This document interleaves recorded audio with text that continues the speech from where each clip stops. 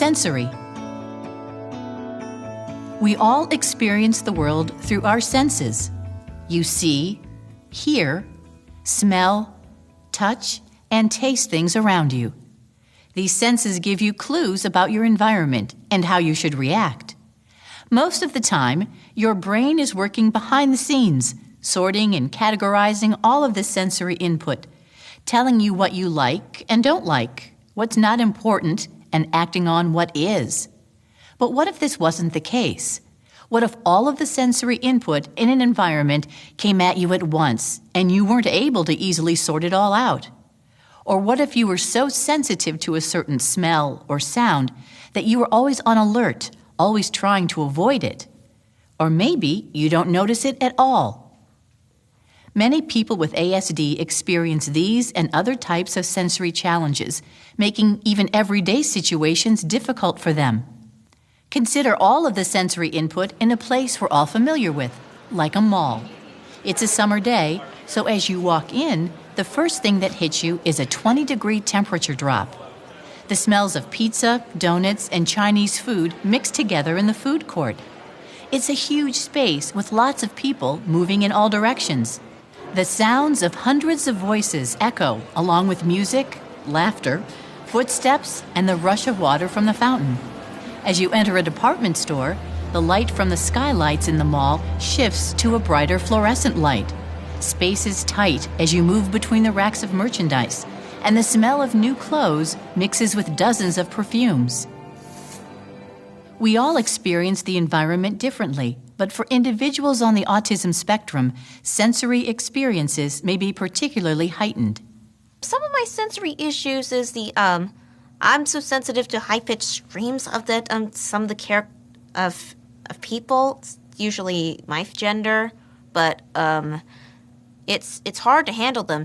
They just sound so scary, but to conquer them, I just have to take one step at a time. But I usually put on my earplugs if there's something going on. So that's why I don't go to many different places such as concerts or the amusement parks. Those have those, especially roller coasters. I have a quick announcement here at the end of the day. Students, if you ride bus number 55 will be your last bus in row 2. Please wait for the bell. Aiden is sensitive to sound and chooses to go to a quiet area. Misconception. People with ASD either overreact or don't react at all to things in their environment. They could change that if they wanted to. Correction. Individuals with ASD experience lights, sounds, smells, tastes, movement, and touch differently. Let's hear some individuals explain what sensory overload feels like to them. It's like when if your car, you go out to drive your car and you have the emergency brake on and you forgot that it was on, and then you start driving your car, like your car will go. And you might not notice that anything is wrong when you're driving just on the street by your house because you're going really slow. But then as you try to pick up speed when you get to bigger streets, you're going to notice hey, something's not quite going right here. And if you try to go on the freeway, you're not going to be able to get up to speed. And that's how it is. Things get backed up like that. And the longer you drive your car with the emergency brake on, the more damage you're going to do. Light always bothered me, any light whatsoever. I would sit in the den watching TV and put my hand over my eyes to block out the lights from the ceiling. I've had to overcome a lot of sensory issues, particularly with sound, which is funny being a musician. But specific sounds, like when I would be stressed out in a classroom, on particularly stressful days, sometimes the disruptive behavior and talking when the teacher didn't want them to talk of my classmates would affect me this way. It would affect my my sense of hearing, and it would overwhelm me to the point where I wouldn't be able to function as well as I normally would. While everyone has food and texture preferences, Individuals with ASD may have strong responses to certain textures, taste, and smells of food or inedible items. Sensory experiences also include movement and awareness of your body in the environment. For example, understanding how your body moves, how you balance, and where you are in relation to things around you.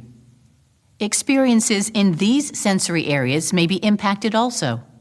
I have to think about and know where my body is in space because I don't automatically have that body awareness and don't really feel that grounded that most people feel. The other challenge is that I don't always feel that I'm getting overstimulated until I get so overstimulated I can't function. Sensory differences aren't always oversensitivities. Sometimes they are just the opposite. When someone doesn't notice sensory input, it may be dangerous. This parent explains how his daughter's mirror check routine to look for cuts or bruises helps keep her healthy. Carmen has a high tolerance for pain and isn't aware of when really something hurts. The mirror check's important for Carmen because unless she sees it or does this inspection, we may miss something and jeopardize her health. Addressing the sensory needs of individuals with ASD is a key to being sure that they are prepared to interact, engage, learn, and work. Simple strategies can go a long way in providing less or more sensory input. For example, headphones, lamps instead of fluorescent lights, giving breaks, having stress balls or other sensory items and experiences available, and including activities that require exerting energy are just a few of the many ways to address sensory needs. Most importantly, be aware of the individual's sensory preferences and difficulties. Every individual is different. Pay attention to their reactions, whether they are responding a lot or a little. Listen to what they can tell you about their sensory experiences. And recognize that these sensory characteristics are important and real for the individual. Understand the foods, smells, sounds, and other sensory experiences that they like and are interested in. Recognize when they may be having difficulty with sensory experiences. When individuals need sensory materials or activities to help them participate, use visuals of sensory choices and provide the time to take sensory breaks. If you know you are going into an environment that could present sensory difficulties, prepare them ahead of time when possible.